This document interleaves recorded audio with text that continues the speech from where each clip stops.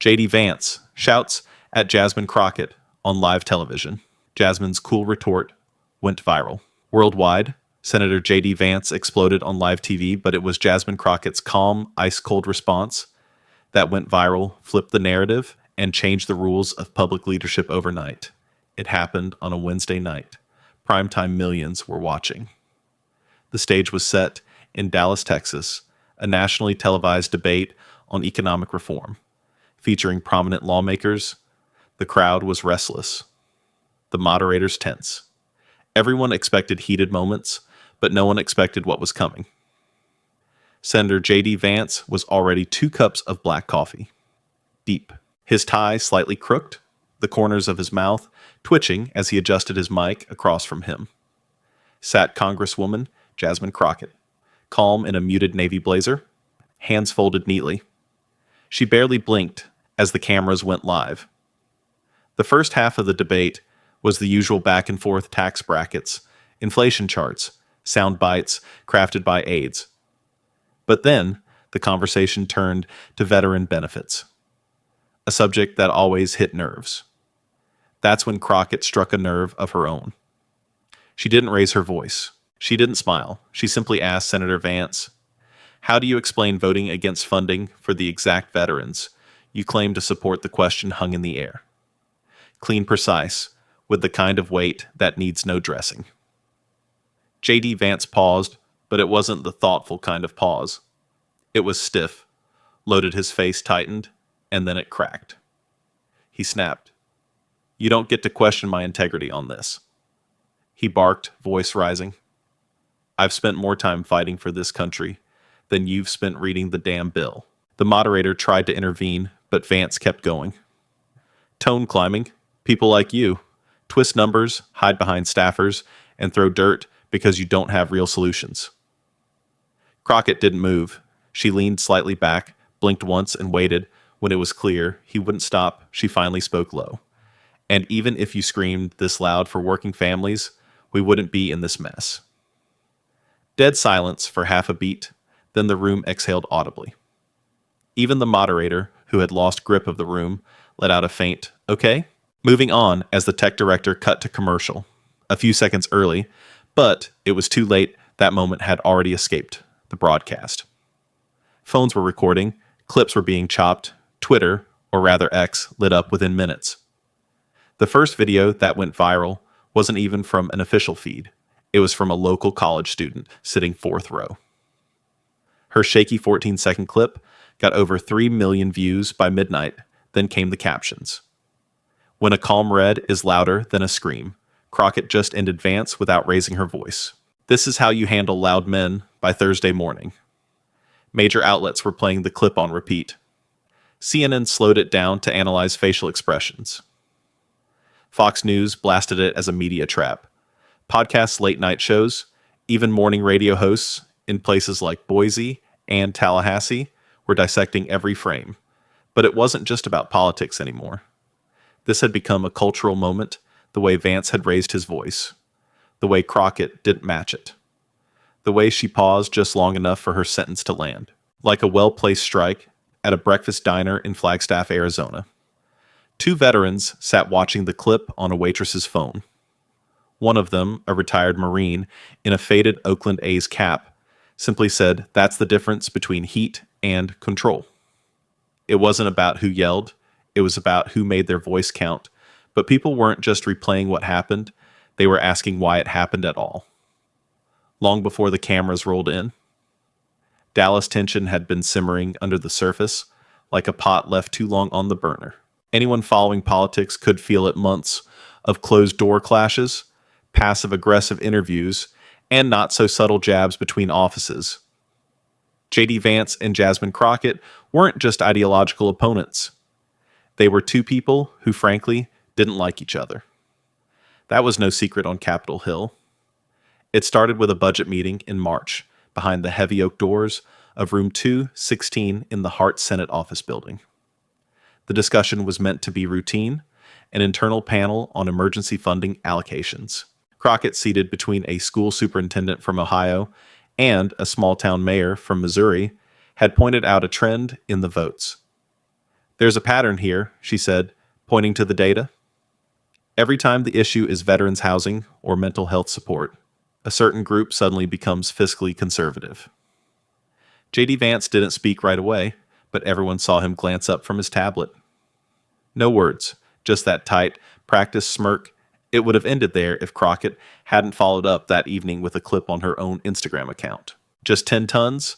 Her voice, her message support isn't just a slogan, it's a vote that line, stung it stuck, and it traveled weeks later. Vance was asked about it during a local TV spot in Dayton, Ohio. His response: "There's always someone trying to chase headlines instead of doing the actual work." That was the first time he mentioned her by name. Things escalated from there during a House subcommittee hearing. In May, Crockett introduced an amendment aimed at closing a loophole in military benefit disbursements. The bill stalled. Vance's name showed up on the list of senators opposing it. His office later released a statement blaming structural inconsistencies. Jasmine Crockett didn't hold back. She stood on the floor with the document in her hand, voice, even eyes steady. If you care about the flag, care about the people who wore the uniform, if the math isn't perfect, fix the math. Don't block the care. It wasn't the loudest speech, but it had weight, local outlets. Picked it up a few military families in Toledo, began reposting it. Then, a national veterans advocacy group shared the clip with a caption that read, "We've heard enough speeches. This is a call out, and JD Vance, he stayed quiet publicly. At least, but privately." His team was fuming, emails bounced around about her angle, the media trap, and letting it blow over, except it didn't. By early summer, Crocker was invited to speak at a roundtable in Pittsburgh with military spouses. CNN streamed it live. She didn't mention Vance, but the implication was clear. "We need fewer slogans, more service," she said, and that starts with votes that match the speeches. By the time the Dallas debate was confirmed, everyone knew it wouldn't be civil. JD Vance's team tried to control the narrative, sending pre-approved topics to producers requesting more time for economic policy discussions, fewer personal confrontations. But Crockett's camp didn't budge. She's not here to spar her chief of staff. Told a reporter, she's here to clarify. Behind closed doors, both teams were preparing. Like it was a heavyweight title fight, Vance practiced zingers and rapid responses, pacing his office with a legal pad filled with rebuttals.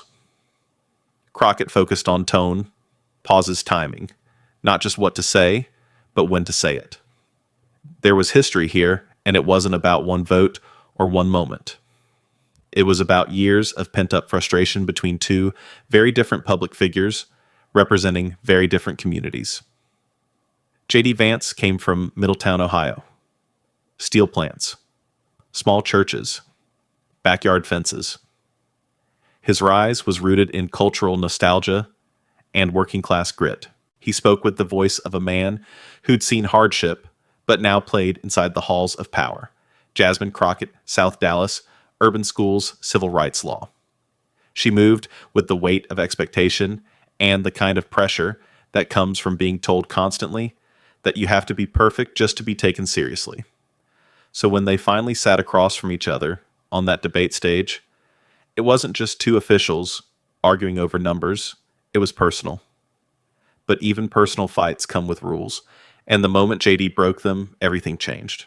3 hours before the cameras went live, Studio 3B at WREA's TV in Dallas looked like chaos, wearing a suit. The production crew paced with clipboards, and coffee interns wrangled cords and barked into headsets. Staffers from both camps milled around the green rooms, careful not to make eye contact in the hallway. Everyone was trying to act professional, but there was a static in the air like something was brewing. No one could name yet. Crockett arrived first. Not flashy, not flanked by a posse, just her longtime communications director, a quiet assistant named Trina, and a manila folder she refused to let anyone else hold. She wore her debate clothes under a warm-up jacket, black sneakers on her feet. She looked rested in the room. She sat by herself for a moment, scrolling through text messages from her mom and a few old college friends who had seen the previews. "You got this, Jazz." One message simply said, "Make them blink." First across the hallway. Vance's room was more crowded. A junior staffer reheated pizza. Someone else was triple-checking the lighting plan. JD stood near the makeup table, eyes locked on a tablet screen that replayed clips of Crockett's past appearances. His campaign advisor stood behind him. "She likes to bait you with? Calm. Don't give her the pause she wants," the advisor said, adjusting the knot in JD's tie. "I'm not worried about her." Calm, JD muttered. "I'm worried about the press spin they'd argued earlier in the car, over tone Vance wanted to come out swinging. Make it clear he wasn't afraid of confrontation. His team urged restraint. You don't want to look like you're punching down." Someone had warned, but JD didn't see it that way to him. Crockett's calm was a strategy, not a personality. He didn't trust. It said so. Out loud downstairs, two producers were running mic tests, while studio security did another sweep. One of the younger camera operators, a guy from El Paso named Danny, turned to his coworker and whispered, "Feels like something's going to pop tonight." His coworker just nodded and started adjusting the tripod. At the same time, Trina quietly knocked on Crockett's door. "They want you in makeup," she said. "You good?" Crockett looked up, folded the manila folder shut, and stood. "I've been good," she replied, just waiting for the cameras to catch up 15 minutes before broadcast. Both candidates were ushered into a small backstage holding area. Just them and two moderators standing off to the side, reviewing last-minute cue cards. They didn't speak to each other. Not a glance, not a nod, but there was something in the air between them. Not hostility. Something colder, a studied distance. As they waited in silence, Crockett turned slightly toward the stage. Arms crossed, JD stood tall, hands on his hips, shifting his weight from one leg to the other. Then came the final check. A stagehand with a clipboard called out 3 minutes. Both politicians were fitted with mics. One of the moderators leaned over to JD and whispered, "Keep it tight. We've got eyes from DC to Fresno." JD just gave a half nod and adjusted his lapel. He was ready, or so he thought in Crockett's ear. Trina spoke through the earpiece. "Remember what you told me? Don't rise to his level. Let him fall to yours." "Copy that," Crockett murmured, her face stone flat, when the lights dimmed for intro music and theme graphics. Everything went still, and for those few seconds, those thick camera-lit seconds, it wasn't about policy anymore. It was a performance, but not one. Both were prepared for, because, while Vance had rehearsed his counterpoints, Crockett had been studying silence. She knew when to pause, when to pivot, and when to hold a gaze long enough to make someone uncomfortable without ever needing to interrupt. She didn't need the loudest voice in the room. She needed the last word, but before that word landed, the first punch had to be thrown, and the debate was about to hand that opportunity to JD on a silver platter. The cameras blinked on. JD Vance shifted in his chair, elbows out ready to go. His posture was tight, like someone waiting for a bell to ring. Jasmine Crockett, meanwhile, sat still with her palms on her lap, and her eyes tracking every motion across the room, like she was already predicting the tempo. The moderator kicked things off with a question about rising housing costs, a soft start. Vance leaned forward, launched into a polished answer about federal overreach, building permits, and personal responsibility. It was safe. Crockett didn't react, didn't even scribble a note. Then it moved to inflation. Crockett spoke with clean precision, laying out how policy decisions trickled down to single parents and elderly folks living on fixed incomes. She used first names, real people from her district. She didn't attack. She just told stories. The studio was quiet, except for the whir of the overhead lights and the occasional pen scratching on a notepad, but the calm didn't last 32 minutes. And the topic shifted to veterans, and with it the air shifted too. Moderator Congresswoman Crockett, in May. "You criticized Senator Vance's opposition to the Veteran Resource Stability Act. Do you stand by those comments?" Crockett didn't flinch. "Yes, absolutely. It's not personal. But when someone votes against helping veterans access mental health care. There's no polite way to phrase that. She didn't look at Vance when she said it, but he was already reacting. He leaned forward in his chair. Excuse me, I voted against a flawed bill, not against veterans. He snapped, you're spinning half-truths to score points with TikTok activists. Crockett finally looked at him. Which part was half true? She asked calmly, the vote or the result. He scoffed. You want to grandstand, that's your lane. But don't you question my record on service. I've walked beside these men and women. I'm not questioning your service. Crockett replied, I'm questioning your follow-through. That's when JD Vance exploded, his voice already elevated, cracked, as he stood slightly in his chair, jabbing a finger across the stage, not pointing directly at Crockett, but close enough to send the message. You people sit in front of cameras and act like you care. Meanwhile, you block jobs, you tank progress, and you run your mouth instead of lifting a finger. The moderator's voice tried to cut through Senator, but JD kept going. I've had it with the Moral Superiority Act. You've never served a day in your life, and now you think you've got the right to judge those who have. At this point, Crockett's expression changed. Not fear, not anger, just stillness. She waited. Let him talk. Then, when it was quiet enough that even the creak of the camera dolly could be heard, she leaned in ever so slightly and spoke not loud, not even firm, just clear. If you screamed this loud for working families, we wouldn't be in this mess. Silence. No one moved. Even the moderator stayed frozen. His eyes darting between the two of them. Vance blinked for a split second. His whole frame slackened. He looked like he'd just realized something, but too late to pull it back. And Crockett. She turned back to the moderator. Then to the camera. Didn't gloat, didn't smirk, just let the weight of her sentence hang in the air like she hadn't dropped it at all. It had just been there the whole time. The moderator finally cleared his throat and muttered, Let's move on before shifting to the next topic. But the tension lingered backstage. Trina covered her mouth, eyes wide. In Vance's green room, no one spoke, because that moment wasn't just a debate gaffe, it was a pivot. It was the second everything changed. But outside the studio, something much bigger was already happening. And no one inside knew just how far it would go. The studio hadn't even cut to final credits before the clip hit social media. A college junior named Raina Livingston had been sitting 2 rows behind the moderator, holding her phone low in her lap. She wasn't supposed to be filming, but as JD Vance began shouting, and Crockett leaned back with that now famous stare, Raina hit, record 14 seconds. That's all it took by the time the audience began filing out through the side exits. Raina had already posted the clip to her X account with the caption, She said it without blinking. 10 minutes later, it was reposted by a popular political meme page. Then again by a stand-up comedian with 3 million followers. Then again by a veteran advocacy group. By the time Crockett was back in her dressing room, the video had cleared 1 million views. Within an hour, it had tripled by midnight. Mainstream media had picked it up. The headlines varied. Some called it a smackdown. Others called it a disrespectful moment. But everyone ran it. No matter the lean, it played everywhere.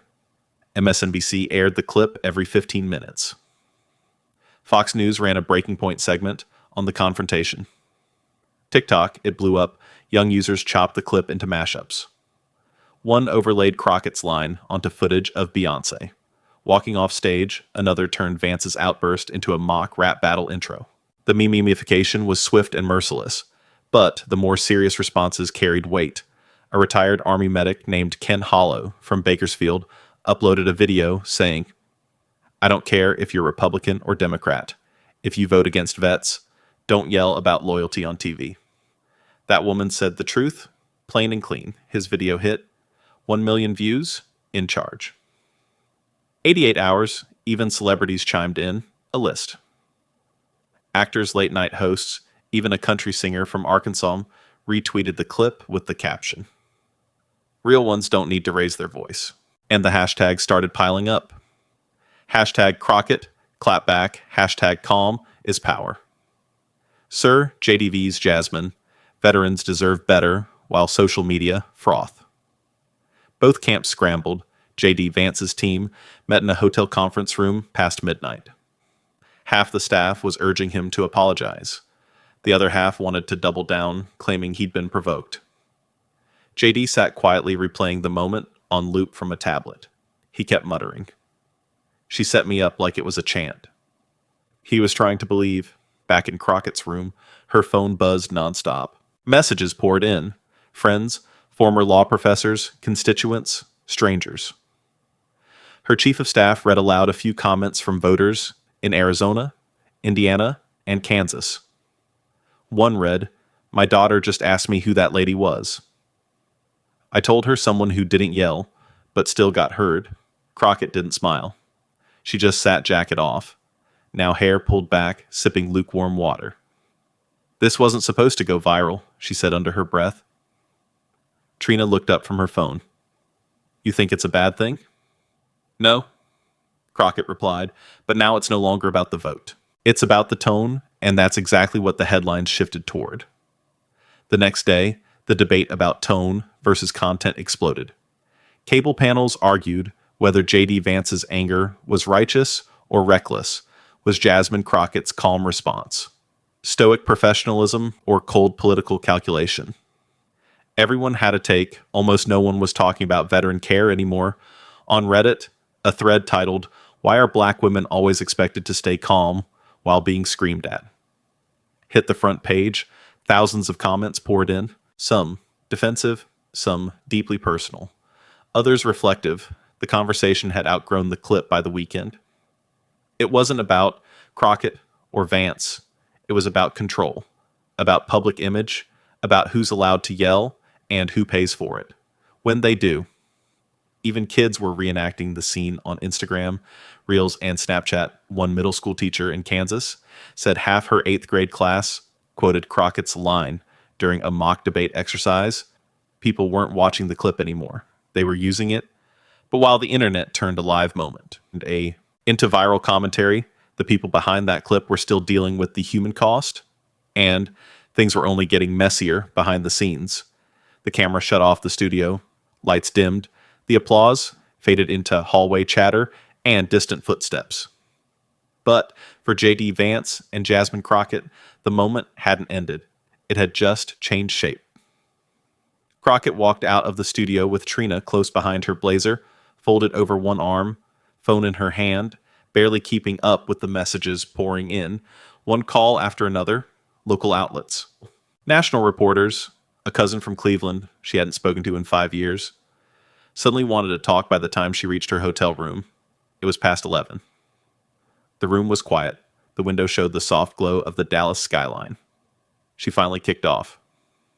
Her shoes sat on the edge of the bed and stared at her phone. One message stood out. It was from her father. "Proud of how you held yourself.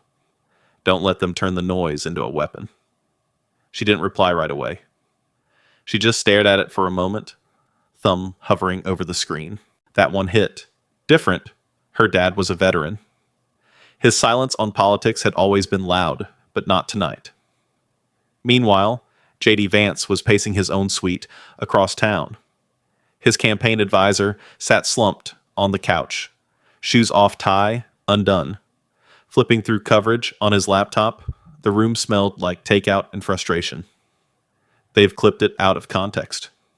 JD muttered for the 4th time. Context. "Won't matter by morning," the advisor said flatly. "I wasn't yelling at her. I was yelling at what she represents, media framing cherry-picking records." Cherry, playing the victim every time she gets called out. She never even raised her voice. The advisor reminded him that made JD snap exactly.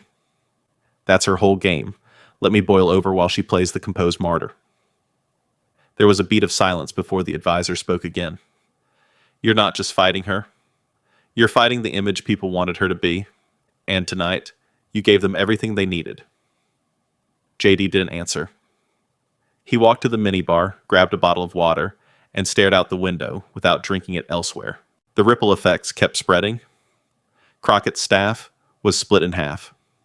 Some were thrilled. They saw this as the moment she'd break into the national spotlight. For good, others were cautious.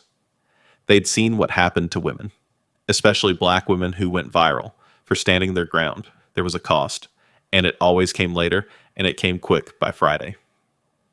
Crockett's office inbox had over 2,000 new messages. Dozens were threatening. Some were explicit. A few were just racist. Bile, written in all caps. Trina scrolled through them with a tight jaw. You'd think keeping your voice down would keep things clean. Crockett sat at her desk. It never does. They don't hate the noise. They hate where it comes from. But not all messages were ugly. A letter arrived from a retired social worker in Spokane. It was handwritten, shaky cursive.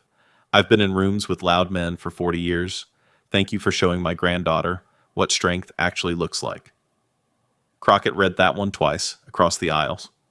JD's inbox wasn't much better. He got his share of hate. Some accused him of showing his true colors. Others said he had embarrassed veterans, his constituents. His own party, a conservative news blog, ran a piece titled, "When Passion Becomes Performance." It wasn't flattering. His wife called late that night. They talked in hushed tones. She asked, "Do you regret it?" He paused. "I regret giving her that moment." "You didn't have to," she said gently. And that hit him harder than anything else. Because deep down, JD knew he hadn't lost the argument. He'd lost the room the moment the image. He didn't get beat on policy. He got beat on patience. Crockett, on the other hand, was doing interviews by Sunday morning. Not gloating, not spinning, just calmly reiterating her point. "I don't believe in screaming matches. I believe in records. That's all I was pointing to. That's all I needed to do." But the weight wasn't gone, because now every word, every expression, every pause was under scrutiny. One wrong sentence could undo the calm she'd spent years crafting. But outside of politics and headlines, something else was brewing, a growing wave of regular people who saw themselves in that moment, and were now ready to speak. The clip reached everywhere, but it didn't land the same way. Everywhere in a barber shop in Fresno, California. Two men sat watching it on a mounted flat screen. One of them, a former warehouse supervisor, named Ronald, shook his head. "Man, she stayed cool. That's power." His friend leaned back in the chair. "You know, they gonna twist it, though. Say she was being smug? Meanwhile, if she'd snapped back loud angry. You already know what headlines would have said across the country in a diner outside of Des Moines. Iowa, a middle-aged couple watched the clip on a waitress's phone. The husband, a retired Army mechanic, nodded slowly. "She got him good," he admitted. "But I don't like seeing a vet get disrespected either." That man served his wife, disagreed. He disrespected himself the moment he raised his voice. Doesn't matter who you are when you yell like that. You lose the argument, and just like that. 1,000 conversations bloomed. Living rooms, cafeterias, office kitchens, truck stops. Some saw Crockett as the calm voice of reason. Others viewed her as condescending. Some saw Vance's passionate standing up for his values. Others saw a man unraveling under pressure. But most people weren't debating policy. They were talking about tone, who's allowed to raise their voice, without being called unstable, who's expected to stay calm in the face of confrontation, who gets praised for fire, who gets punished for silence.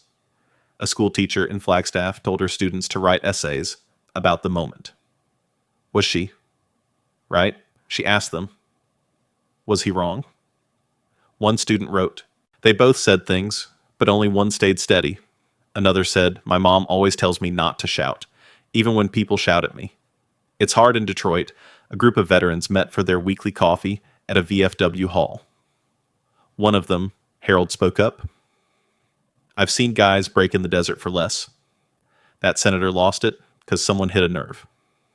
"You blaming him?" Another asked. "No. I'm saying she didn't come to fight. That's why it stung." And then there was Ruby, 72 years old, church choir member in Baton Rouge, who watched the moment in silence before quietly saying, "We've been training our daughters to stay composed forever. One day, I want them to scream and still be heard. These conversations weren't playing out on cable news. They were happening quietly, but they carried more truth than most sound bites, and the lines being drawn weren't between Republican and Democrat. They were between those who believe power came from control and those who believe power came from volume. Back in Dallas, Crockett sat with a few local volunteers in a community center, one of them. A teenage girl named Simone asked, "Do you ever feel like you're not allowed to react the way other people do?" Crockett thought about it. She looked out the window for a long second before answering. "All the time," she said, "but the truth is, if I react the way they do, I don't get the same second chance." Simone nodded. "So, you've got to be perfect." "No." Crockett said, "I've got to be intentional. Perfect doesn't exist. But control, that's mine." Meanwhile, Vance was back in Ohio, attending a fundraiser in Toledo. Someone in the audience asked about the moment. JD gave a tight smile and said, "I care deeply. Sometimes that shows more than it should." The room gave him a polite round of applause, but even in friendly territory, the shift was obvious. Donors were cautious. Media questions were sharper. He wasn't being asked about tax reform anymore. He was being asked about why he snapped, because now the clip defined him and Crockett. She was being asked what kept her so calm in every interview, every podcast, every guest spot. The question was always the same. How did you not lose it? She gave different variations of the same answer, but one line kept repeating, "You don't win just by being right. You win by being remembered for the right reason." But while the public wrestled with meaning, both politicians were quietly adjusting their next moves, and the stakes were about to get a lot more real. By Monday, every strategist in Washington was reviewing the clip like it was game tape. Before a playoff, JD Vance's comms team gathered in a narrow D.C. office overlooking Massachusetts Avenue. Charts on polling shifts were taped to the wall, but no one was really looking at them. They were replaying that moment again and again, trying to diagnose what went wrong. A younger staffer finally spoke up. "Maybe people aren't mad?" He yelled. "Maybe they're mad." He looked like every guy who loses his cool. When he's losing the argument, that wasn't received. Well, an older advisor, gray-haired and stone-faced, tapped a folder on the table. "You're missing it. This is about performance. She played it better. She let him spiral. Doesn't matter. If she was right, it matters that she looked composed." And he looked rattled. They weren't talking about truth, they were talking about optics. JD walked into the room midway through. He was tired, not pretending otherwise. He'd done 3 radio interviews that morning. All softball questions, none made him feel better. He scanned the room and said flatly, "Tell me how we take control back." But there wasn't a clean answer because the narrative had already slipped from their hands. Across town, Crockett's circle was meeting in a rented townhouse they've been using during her recent media tour. Unlike JD's war room, it wasn't filled with paper laptops and coffee cups. It was quiet, deliberate. Trina spoke first. They keep trying to frame it like it was some chess move, like you calculated it. Crockett shook her head. "They always do, if a woman doesn't flinch. It's strategic. If a man loses it, it's passionate." One of her interns looked up from his phone. "People are asking if you baited him?" She didn't laugh. "I didn't have to." He brought the fire with him. And that was the core of it. JD Vance didn't lose because of the facts. He lost because he played into the very stereotype she had been trained her whole career to avoid. There's a line between genuine frustration and political theater. JD crossed it in front of millions, but here's where it got more complicated. A veteran named Ellis Graham from Scranton posted a video explaining why he initially sided with Vance. "I know that anger," he said. "I felt that anger. You come back from serving and hear politicians toss around slogans. You get hot," but then he paused, "but I also know what Crockett was doing." She wasn't mocking him, she was letting him speak for himself, and I hate that I had to see it 3 times before I realized she never disrespected anyone. She just didn't match his volume.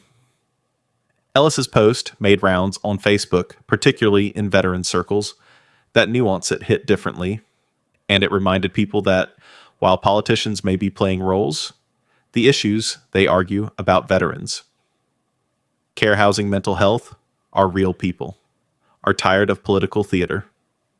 They're tired of shouting contests where nothing gets solved. One woman named Erica, a school nurse in Santa Fe, shared a comment under the original clip. I don't care if you're red or blue, if you can't keep it together on live TV. How are you supposed to lead when the stakes are real?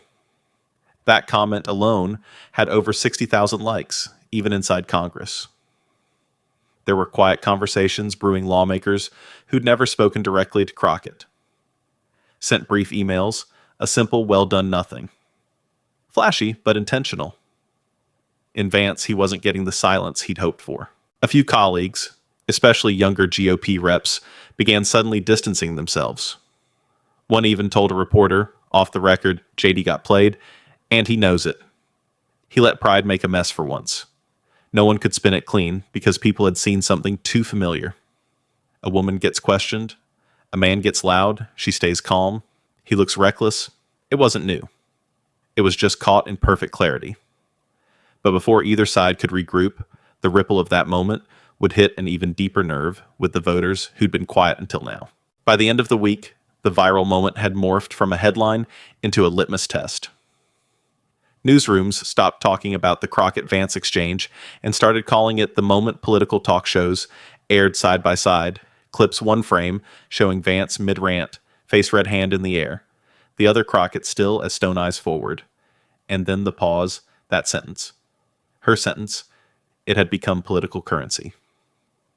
Backroom conversations in both parties started shifting.